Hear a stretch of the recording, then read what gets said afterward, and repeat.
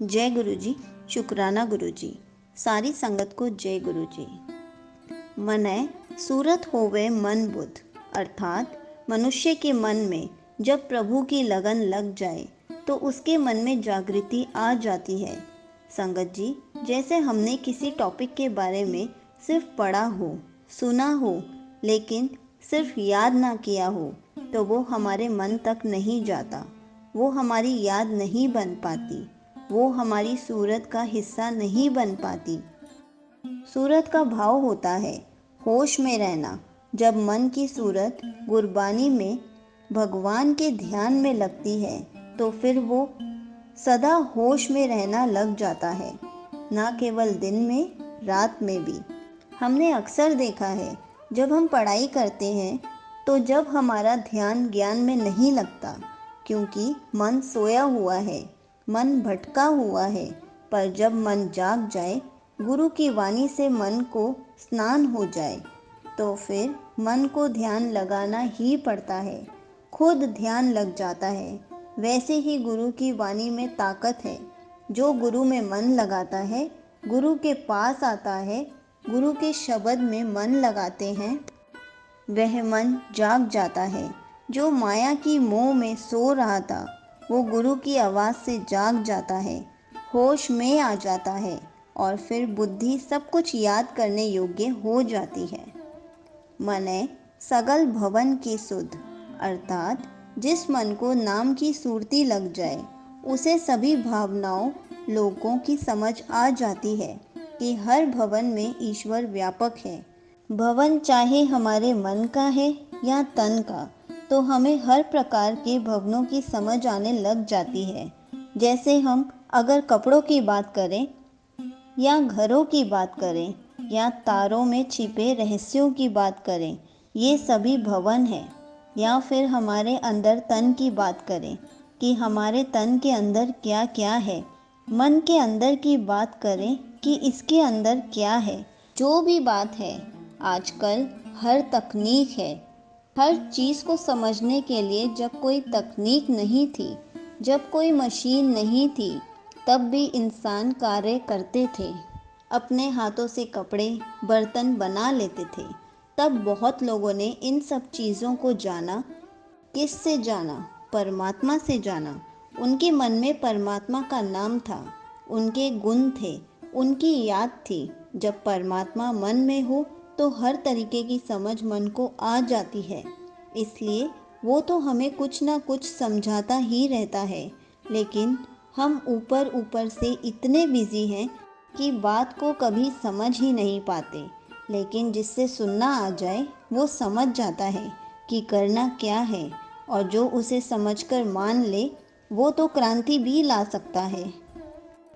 मनय मोह चोट न खाए, अर्थात यदि मन में परमात्मा की लगन लग जाए, मन नाम को सुनने लग जाए, तो वह मन संसार की चोटें मुंह पर नहीं खाता। मुंह पर चोट खाने का मतलब है कि जिसके मन में नाम बस जाए, फिर किसी भी तरीके की शर्मिंदगी उठानी नहीं पड़ती। इसके अलावा हम अगर चेहरे की बात करें तो हमारा चेहरा बहुत कुछ कहता है। जैसे सुंदरता की बात करें तो कितना श्रृंगार किया जाता है, लेकिन उस श्रृंगार से लदे हुए मुंह पर गुस्सा हो, निंदा हो, ईर्ष्या हो, अहंकार हो, तो चेहरा चाहे कितना भी सुंदर हो, सुंदर नहीं लगता। हमें सुंदर बनना है तो मन को बनाना है। चेहरा जैसा भी हो, अगर मन सुंदर है तो सबको सुंदर लगता है। और मन सुंदर कब होता है? जब हम किसी को चोट नहीं पहुंचाते, किसी से झूठ नहीं बोलते। जिसका मन ईश्वर के हुक्म में है, उसके चेहरे पर हमेशा बच्चों जैसी मासूमियत रहती है। जिस चेहरे में मासूमियत है, दया है, संतोष है, प्रेम है, वही चेहरा सुंदर है और वही चेहरे का श्रृंगार है। मनय जम के साथ ना जाए, अर्थात मनुष्य के मन में प्रभु का नाम की लगन लग जाए तो भाव विकार उसे नहीं पकड़ पाते। सभी यमों के शिकार हैं, तभी सब परेशान हैं। लेकिन जो नाम से जुड़ता है, उसे कोई यम या कोई विकार ना डरा सकता है और ना ही कोई मार सकता है। संगत जी, जो मन परमात्मा से जुड़ जाए, जो मन गुरबानी द्वारा प्रभु को मन में बसा ले, तो वो यमों के साथ नहीं जाता, विकारों से दूर हो जाता है। ये विकार, अवगुण, माया आदि जो मन को तंग और परेशान करते हैं, पल पल बुराई कराते हैं, पल पल मारते हैं, ये पल पल का मरना तब थम जाता है जब मन रब से जुड़ जाता है। ऐसा नाम निरंजन होए, अर्थात अकाल पुरख और अकाल पुरख के गुण, उसका हुक्म ही सबसे ऊंचा है, महान है, वह खुद निरंजन है, भाव माया से परे है।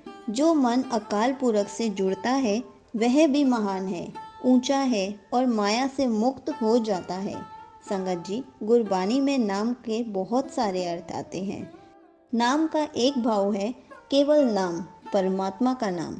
जैसे गुरबानी में कहीं जगह अकाल पुरख आया है, कहीं ठाकुर, कहीं गोसाई, कहीं अल्लाह, कहीं राम, कहीं हरि, ऐसे बहुत सारे नाम आए हैं। और कहीं कोई नाम नहीं आया, वहाँ केवल नाम लिख दिया, तो नाम का मतलब भी ईश्वर ही है। और कहीं जगह पर नाम का अर्थ है हुक्म, जैसे उसके हुक्म से ही नाम भाव का संसार बना।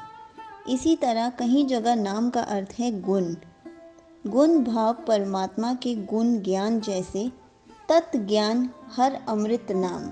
ऐसे नाम के अलग अलग मीनिंग है। सारी वाणी ही नाम है। जे को मन जाने मन कोई, अर्थात अकाल पुरख का नाम माया से परे है, ऊंचा है। ये बात तभी समझ में आती है जब कोई मनुष्य अपने मन में रब के नाम की लगन पैदा कर दे। कोई कोई ही इस भाव को समझ पाता है कि ये नाम कितना महान है, ऊंचा है, निरंजन है। मन, बुद्धि काम करने लगती है, मन होश में आ जाता है, मन को सब समझ में आने लग जाता है। मैं ऐसे ही छोटे छोटे शब्द हिंदी मीनिंग के साथ वीडियो बनाकर डालूंगी। ये एक ओंकार शब्द का पार्ट 13 था। पार्ट 14 के लिए नेक्स्ट वीडियो के लिए वेट कीजिए। जय गुरु जी, शुक्राना गुरु जी।